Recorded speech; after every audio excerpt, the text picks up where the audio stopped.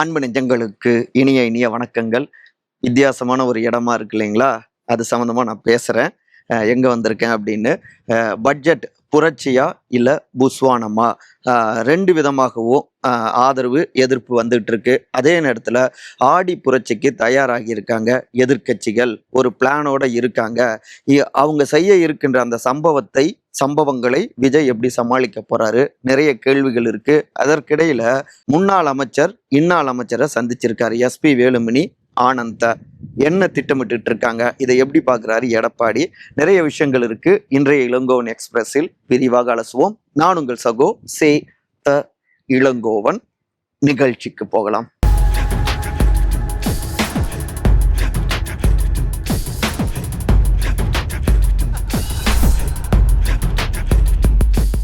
தாவேக்காவின் முதல் பட்ஜெட் புரட்சியா? புஸ்வானமா? அழகா இருக்கு இல்லைங்க, பின்னாடி பசுமையா, தென்னை மரம்.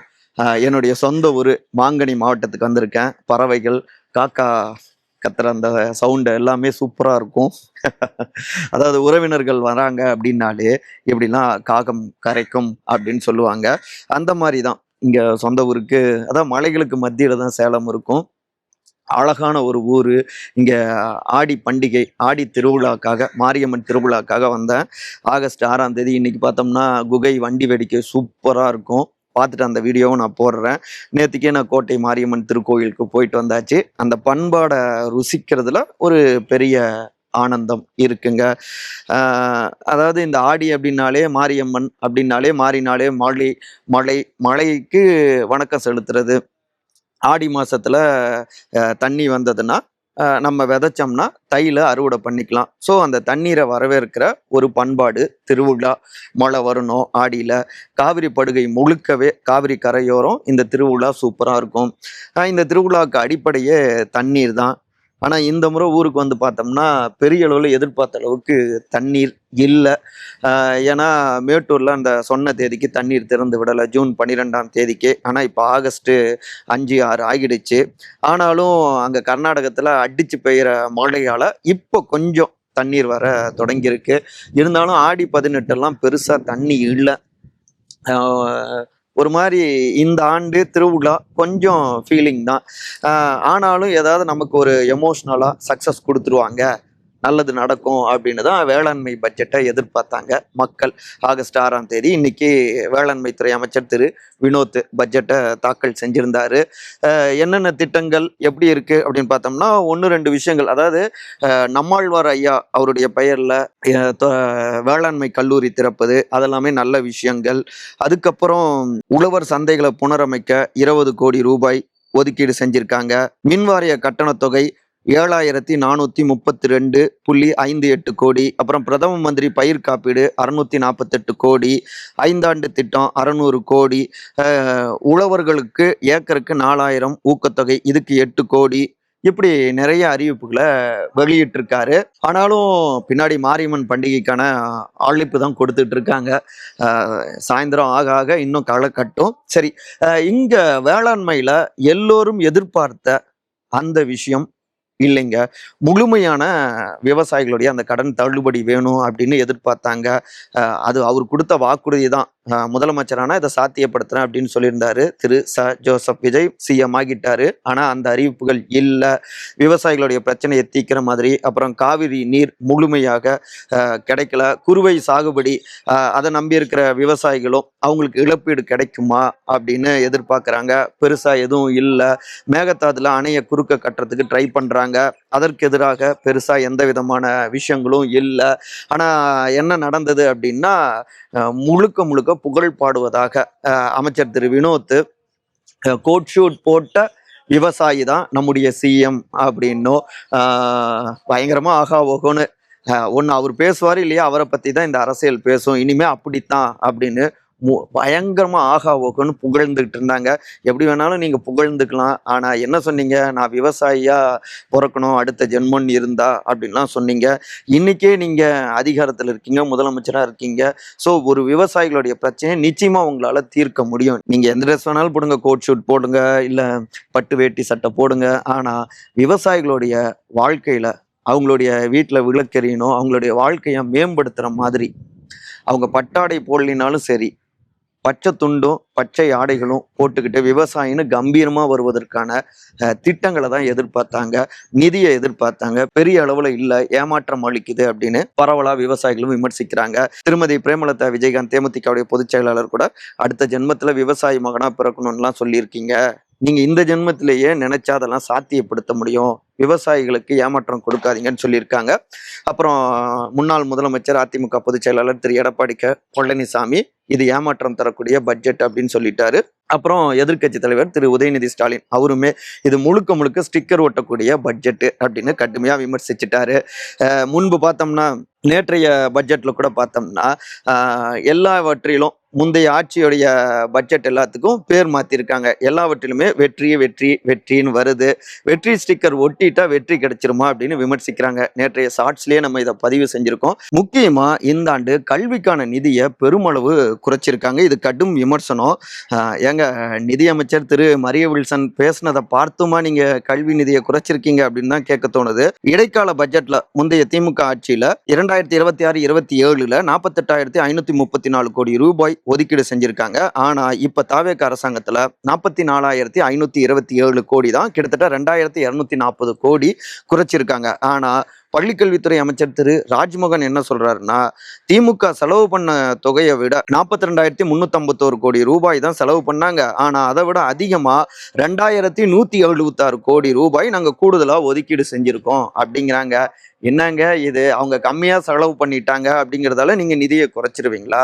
கல்விக்கு எந்த அளவுக்கு நம்ம நிதியை ஒதுக்கீடு செய்யறோமோ அந்த அளவுக்கு சமூகம் ஆரோக்கியமா வளரும், இங்க இருக்கக்கூடிய பல பிரச்சனைகள் தீரும். சாதி மத பிரிவினை வேறுபாடுகள் பிரச்சனையிலிருந்து எல்லா விஷயங்களுமே கல்வியை நம்ம ஊக்கப்படுத்தினா எல்லாமே சரியாகிடும். விஜய் மக்கள் இயக்கமாக இருந்தப்பவே கல்விக்காக நிறைய விஷயங்களை செஞ்சிருக்காரு. முதலமைச்சரான பிறகு நிதியை குறைச்சது ஏற்றுக்கொள்ளக்கூடியதா இல்லை. இன்னொரு பக்கம் பார்த்தோம்னா ஜபமாலையோடு நிதிநிலை அறிக்கையை தாக்கல் செஞ்சிருக்காரு திரு மரிய வில்சன் அமைச்சர்.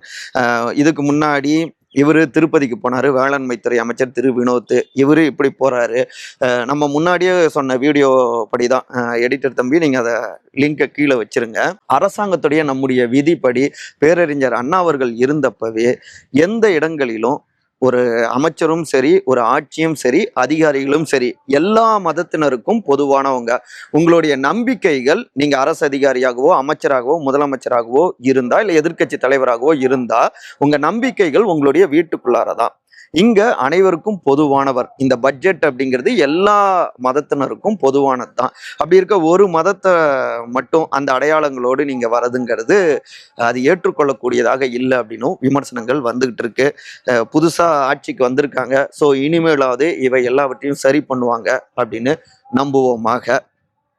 பார்ப்போம். சரி, எதிர்கட்சிகள்லாம் என்ன திட்டமிட்டு இருக்காங்க இந்த செக்மெண்ட்ல பார்க்கலாம். உதயநிதியின் 7 அஸ்திரங்கள் தடுக்குமா விஜயின் இரட்டை கேடயம்? ஆடிப்புரட்சி ஸ்டார்ட். தமிழ்நாட்டுடைய பட்ஜெட் மற்றும் வேளாண்மை துறையுடைய பட்ஜெட் ரெண்டுமே தாக்கல் செஞ்சாச்சு. இந்த பட்ஜெட் கூட்டத்தொடர் முழுக்க இதை சக்சஸ், அதாவது வெற்றி பட்ஜெட் அப்படின்னு முதலமைச்சர் திரு ஜோசப் விஜய் 2 அமைச்சர்களையும் பாராட்டியிருக்காரு. அதே நேரத்தில் இது வெற்றி பட்ஜெட் கிடையாது, வெறும் வெற்றி மட்டும் பெயர்ல இருக்கக்கூடிய வெற்று பட்ஜெட் அப்படின்னு அட்டாக்குக்கும் தயாராகிட்டாங்க. அதுல முக்கியமா எதிர்க்கட்சி தலைவர் திரு உதயநிதி ஸ்டாலின் 7 அஸ்திரங்களை ஏவணும் அப்படின்னு நினைச்சிருக்காங்க இந்த கூட்டத்தொடர்ல. முதலாவதாக நம்ம பார்த்தோம் அப்படின்னா நீட்டை, அந்த போராட்டம், நீட்டு எதிராக, அதுல குறிப்பாக மின்வெட்டு பிரச்சனை, பயிர்க்கடன் தள்ளுபடி அந்த விவகாரம், 4வது காவிரி விவகாரம், 5வது பழனி கோயில் நில அந்த மோசடி விவகாரம், 6வது லாக்அப் மரணங்கள், 7வது பார்த்தோம்னா அடுத்தடுத்து திமுக எம்எல்ஏக்கள் கைது. குறிப்பா கடைசி நேரத்துல உதயநிதி ஸ்டாலின் அவரை தஞ்சாவூருக்கு விசாரணைக்குன்னு அழைச்சிட்டு போனது, இப்படி எதிர்க்கட்சிகளை ஒடுக்க மட்டும்தான் திட்டமிட்டு இருக்காங்க அப்படின்னு இவை குறித்து ஆக்ரோஷமாக கேள்விகளை எழுப்புவது, இதன் மூலமாக இந்த அரசாங்கத்துடைய இயலாமை, அனுபவ போதாமை இவை எல்லாவற்றையும் அம்பலப்படுத்தணும் அப்படின்னும் திட்டமிட்டு இருக்காங்க. முக்கியமா மகளிர் உரிமை தொகை 2,500ன்னு சொன்னாங்க, அது எதுவுமே அறிவிப்பு இல்லை. கொடுத்த எந்த வாக்குறுதிகள் சம்பந்தமாகவும் எந்த விதமான அறிவிப்பும் இல்லை. அப்ப வெறும் வெத்து வாக்குறுதிகளை மட்டும்தான் இந்த தாவேக அரசாங்கம் கொடுத்துருக்கு அப்படின்னு அதை வச்சும் அட்டாக் பண்ண திட்டமிட்டு இருக்காங்க. அதே நேரத்தில் அமைச்சர் திரு நிர்மல்குமார் அவர்கள் தெரிவிச்சிருக்காரு, நிதிநிலை சரியான உடனே, ஏன்னா அந்த அளவுக்கு கஜானாவை தொடச்சிட்டு போயிருக்காங்க முந்தைய திமுக அரசாங்கம். ஸோ சரியானவன நிச்சயமாக நாங்க மகளிர் உரிமை தொகையை அறிவிச்சது போலவே கொடுப்போம் அப்படின்னு உறுதி கொடுத்திருக்காரு. ஆனாலும் இவை எல்லாவற்றையும் கையில் எடுத்து களமாட ஒரு வாய்ப்புன்னு நினைக்கிறாங்க. சரி, தாவேக்காவுடைய தோழமை கட்சிகள் அவங்களுடைய எண்ண ஓட்டம் என்ன அப்படின்னு பார்த்தோம்னா, இப்ப மார்க்சிஸ்ட் கம்யூனிஸ்ட் கட்சி அவங்களுமே கூட இந்த பட்ஜெட்டு திருப்திகரமாக இல்லை அப்படின்னு தோழர் திரு பே சண்முகம் விமர்சிச்சிருக்காரு. அது மட்டும் இல்லாம நீட்டு விவகாரத்துல நீட் விலக்கு வேணும் அப்படின்னு போராடியவர்கள் மீதான அந்த கைது, தாவேக அரசாங்கத்திலும் நடந்த அந்த கைது, அதுக்கப்புறம் திராவிடர் கழகம் ஆசிரியர் திரு கி வீரமணி அவர் கேட்ட நீட் எதிர்ப்பு பேரணி, அதற்கு முயற்சி செஞ்சப்ப அதை தடுத்தது, இது எல்லாமே கம்யூனிஸ்டுகளையும் கொதிப்படைய வச்சிருக்கு.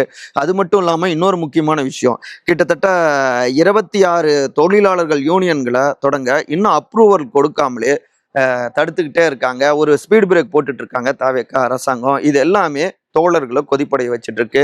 இந்த பக்கம் விசிக எடுத்துக்கிட்டாலும் சாதி ஆணவ படுகொலைக்கு எதிராக தனி சட்டம், இஸ்லாமிய சிறைவாசிகளுடைய விடுதலை உள்ளிட்ட சில விஷயங்களை முன்வைக்கணும் அப்படின்னு விசிகாவும் நினைக்கிறாங்க.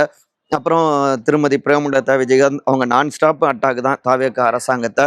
ஸோ இவர்கள் அனைவருமே இந்த ஆடி மாசத்துல இந்த பட்ஜெட் கூட்டத்தொடர்ல ஆடி புரட்சியே, அதாவது தாவேக அரசாங்கத்தை ஆட்டம் காண வைக்கணும் அப்படின்னு திட்டமிட்டு இருக்காங்க. ஒரு பரீட்சை காத்துட்டு தான் இருக்கு கவர்மெண்ட்டுக்கு. அதே நேரத்துல சிஎம் பொறுத்த வரைக்கும் நம்ம எந்த அளவுக்கு மக்களுக்கு சாத்தியமான விஷயத்த கொடுக்கிறோமோ அதை சொன்னது போல செய்ய தொடங்கியிருக்கோம். பொறுமையாக ஆனா முழுமையாக எல்லாவற்றையும் நிறைவேற்றணும் அப்படின்னு நினைச்சிருக்காங்க.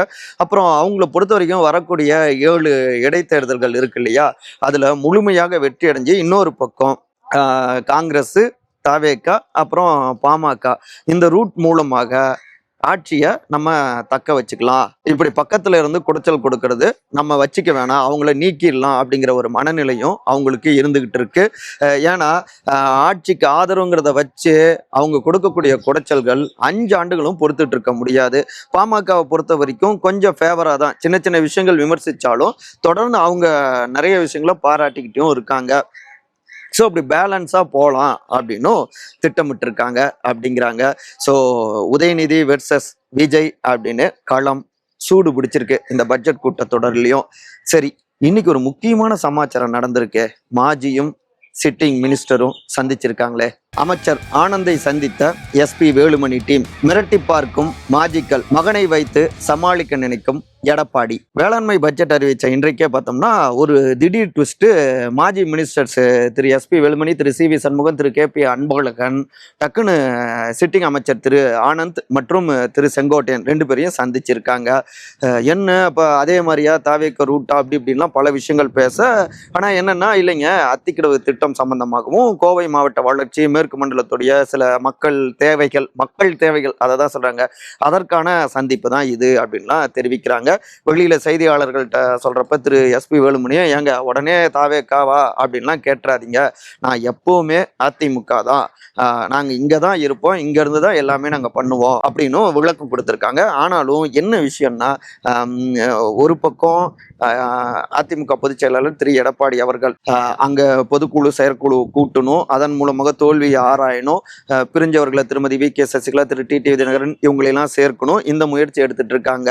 வேணும்னா அவரை நீக்கிட்டோம் அப்படின்னு எஸ்பி வேலுமணி சிவிஎஸ் டீம் எல்லாம் யோசிக்கிறாங்க.